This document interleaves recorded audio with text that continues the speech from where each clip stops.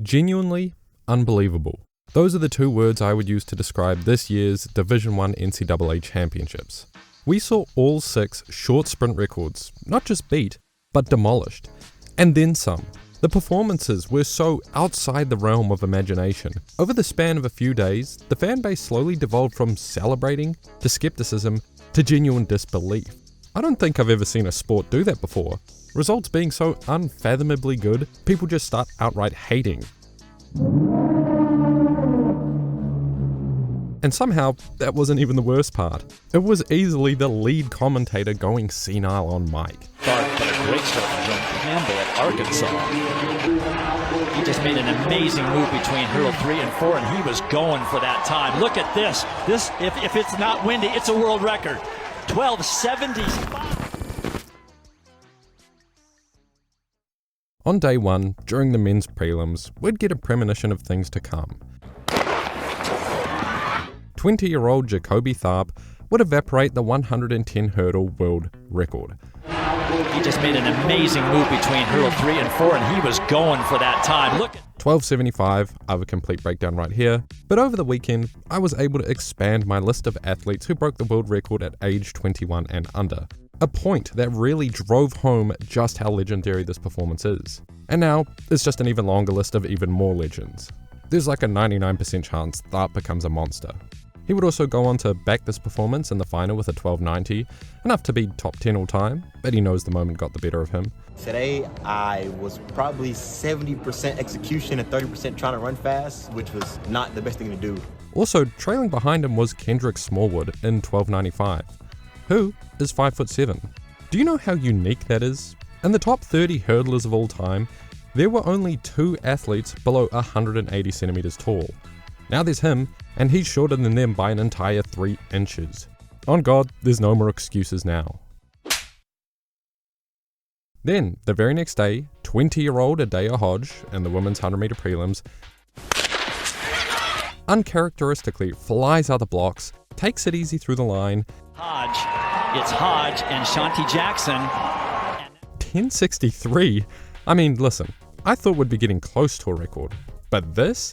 She had already run a 10:77 this year, off a horrendous start, so when she finally does get out flying here, with the addition of the perfect wind, I guess it makes sense she would absolutely abolish the previous collegiate record, and now becomes the 5th fastest woman in history.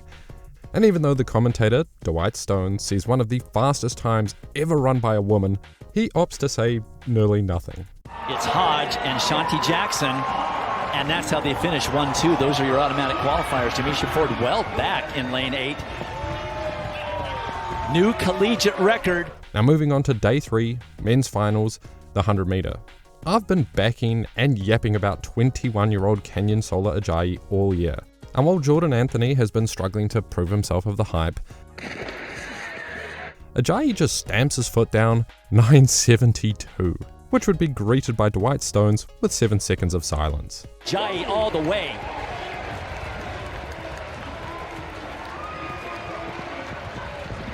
You could not tell how good this time was based off the commentary. We haven't seen anything that fast since 2012, when a peak Bolt and Blake were gearing up to double-team Team America at the London Olympics. But it is a 2.2 wind, so the time is ever so slightly illegal. But had this wind been a perfect 2.0, it still would have been a 9:73, or a 9:82 if it was completely neutral.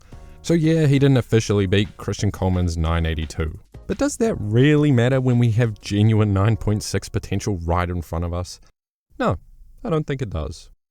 And then 10 minutes later, arguably, we'd get something even more impressive. 20-year-old Samuel Ogazi would toe the line in the men's 400 meter. And much like Ajayi, he had been cranking out great times all year. He won NCAA indoors with a top 5 time ever, and since the start of outdoors, he's also run 2 sub-44s and a 44 low, all while leaving clear reserve in the tank. Today, he actually ran with complete intensity, grimacing his way from the 200 meter mark into 43.38 and a spot as the now 4th fastest 400 meter athlete in history. Next to him, Jonathan Sims closing hard, but it's going to be Sam Ogazi, 43.37. But more importantly, the closest athlete to the 400 meter world record who is still currently running today. Besides, Nijkerk is technically still running, but he's kind of injured and broken. Ogazi absolutely thumped the previous NCAA record by 0.23 seconds, and Dwight Stones doesn't really care. Hard, but it's going to be Sam Ogazi, 43-37, and Michael Norman is gone. And then only another 30 minutes after that race, out of nowhere, LSU's 21-year-old Jaiden Reid would run a banger of a curve in the men's 200 meter, Ocon giving a real effort to catch him, but pulls up hurt, and pops out a 1963. Trying to catch him, he's not going to. It's Jaiden Reid, and Ocon pulls up again at the end. Just like that, world lead. If you haven't noticed, I've been making sure to at least lay the groundwork that all these athletes before had shown some sort of evidence that they could break the records today. For Jaiden Reid, I got nothing. This was his first time going sub 20, and he did it like this. I will admit though, he did come here to play these champs, running a 995 in the 100 meter prelims into a negative 1.1 headwind, and then a 982 behind Ajayi in the finals, which reminder was only about an hour earlier. This time took down a 19-year-old record held by the legendary Walter Dix, and now sits him number 12 on the all-time 200 meter list. But it being such an egregious PR improvement, as well as some other gnarly PRs by other athletes in the same race, this is where the narrative began to shift from excitement to a bit of skepticism. But the final nail in the coffin that sent fans from skepticism to straight up hating was when 20-year-old Adaejah Hodge, who blasted 10.63 in the 100 meter prelims, came back for finals day. And she would lose in that final. And it has been a common occurrence this year that she runs some incredibly fast heats and then not much faster in the final. But the 200 meter is her event.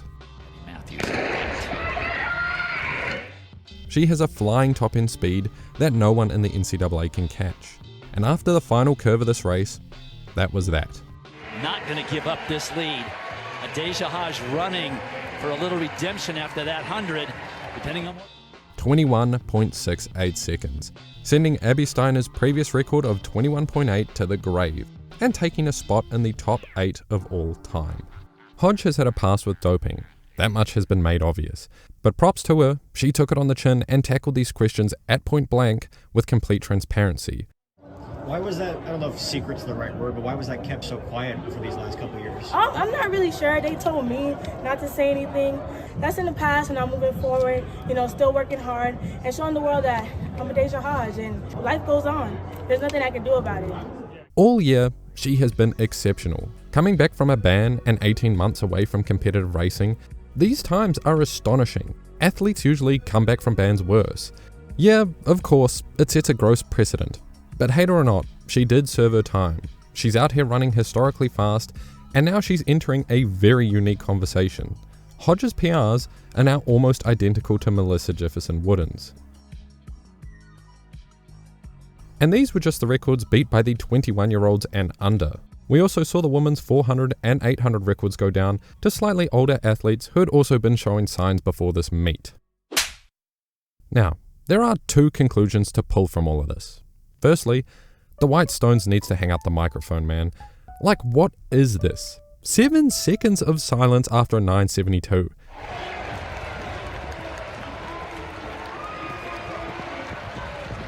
My dead grandma had the same reaction. Respect where it's due. He was great. But 72 years old and still in the booth? Give young blood a go, man. And secondly, yeah, this is the greatest youth generation of athletes we've ever seen. But what happens now? By the end of the NCAAs, there were a lot of accusations being thrown around. Fishy track, drugs, incorrect timing, and Hayward Field does have a reputation for being quick, but that can be easily whittled down to it really only hosting championship meets. I really do understand the skepticism though. This many records being broken in a single meet is absolutely baffling. But as odd as it is, leading into these championships, bar Jaiden Reid, who was a complete outlier, every other single athlete who broke a record had been leaving pretty massive hints they could break their respective records. And I really do mean all of them. But specifically for Tharp, Ajayi, Hodge and Ogazi, I'd been talking about them since indoors. The writing was on the wall, and with the help of some luck, ideal conditions, and a world-class track/stadium, I really have no problem accepting these results for what they are. But what I will say is, they most likely won't replicate these performances again anytime soon. Of the 6 athletes who previously held these records before today, 4 of them were world champions. 1 was a double silver medalist, and Abby Steiner got her career cut short due to injury. And while that tells us one thing immediately, that success is almost completely promised, when we look at their career trajectory, said success didn't come immediately after these marks. Sha'Carri Richardson would take 2 years to improve upon her NCAA record from freshman year, and 4 years to find herself at her first World Championships, in which she would win, but for much of that time in between, it was filled with many ups and downs. Michael Norman, who held the 400 meter record, started the following season hot, but would run extremely inconsistent times, getting knocked out in the semi-finals of the 2019 World Championships, and then falling completely flat, before taking 3 years to find himself and winning a world title on home soil in 2022. Abby Steiner, after her 200 meter record, would run incredibly well the rest of her 2022 season, winning USA's with a 21.77 new PR, but in the years following, she wouldn't run under 22 seconds again before having to soft retire due to injury. Walter Dix, who held the previous 200 meter record, took 4 years to improve upon that time, but even if he couldn't hit the same peak, he ran consistently fast and was a solid US representative no matter the year, peaking with a double silver behind Bolt in 2011.